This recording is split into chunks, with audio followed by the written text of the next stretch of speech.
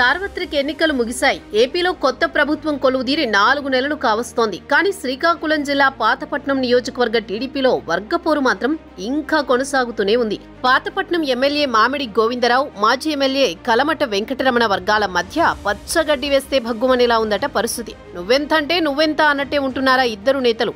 ఎన్నికల సమయంలో నియోజకవర్గంలో 2-3 సార్లు కలిసి ప్రచారం చేయడం మినహా ఇద్దరూ కలిసిన సందర్భం, ఒకే వేదికను పంచుకున్న పరిస్థితి లేదు. శ్రీకాకుళం పార్లమెంటు నియోజకవర్గ టీడీపీ అధ్యక్షుడిగా ఎన్నికల ముందు కలమటను ప్రకటించాక ఓసారి ఆయన ఇంటికి వెళ్లి శుభాకాంక్షలు తెలిపారు మామిడి గోవిందరావు. కానీ తర్వాత జిల్లా పార్టీ కార్యాలయంలో కలమట అభినందన సభకు మాత్రం దూరంగా ఉన్నారు. వైసీపీ అభ్యర్థి రెడ్డి శాంతిపై మామిడి గోవిందరావు 26,000 పైచిలుకు ఓట్ల మెజారిటీతో ఘన విజయం సాధించినా పార్టీ జిల్లా అధ్యక్షుడి హోదాలో కూటమి అభ్యర్థులను అభినందిస్తూ ప్రెస్ నోట్ రిలీజ్ చేశారే తప్ప వ్యక్తిగతంగా ఎక్కడా మామిడికి కలమట శుభాకాంక్షలు చెప్పింది లేదు.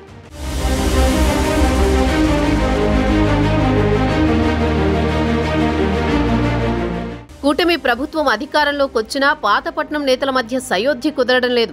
ఎన్టీఆర్ భరోసా కింద ఎమ్మెల్యే హోదాలో పాతపట్నం నియోజకవర్గ పరిధిలో మామిడి గోవిందరావు లబ్ధిదారులకు పింఛను పంపిణీ చేస్తే కలమట తన సొంత నియోజకవర్గం పాతపట్నం కాకుండా పార్టీ జిల్లా అధ్యక్షుడి హోదాలో పొరుగునున్న నర్సన్నపేట, పలాస నియోజకవర్గాల్లో పెన్షన్ల పంపిణీలో పాల్గొన్నారు.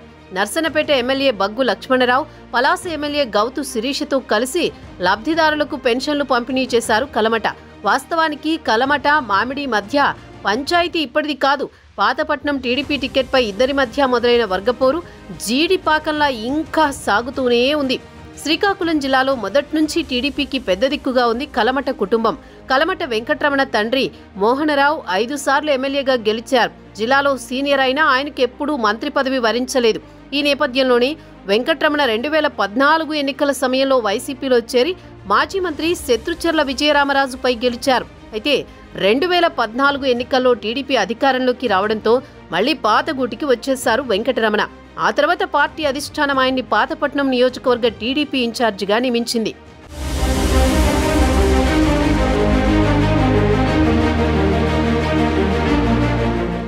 రెండు 2024 ఎన్నికల్లో పాతపట్నం టీడీపీ టికెట్ తనదే అనుకున్న తరుణంలో మామిడి గోవిందరావు తెరపైకొచ్చారు. ఎన్నికలకు 3 ఏళ్ల ముందు నుంచే కలమటకు పోటీగా కార్యక్రమాలు చేస్తూ ప్రజల్లోకి వెళ్లారు గోవిందరావు.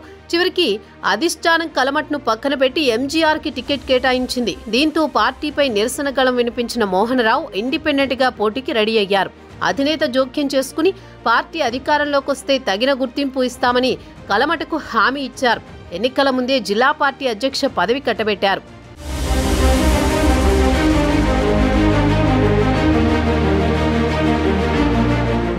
ఎన్నికల్లో శ్రీకాకుళం జిల్లాలో కూటమి అభ్యర్థుల ఘన విజయం సాధించినా పాతపట్నం నేతల మధ్య పంచాయతీ అలాగే ఉంది.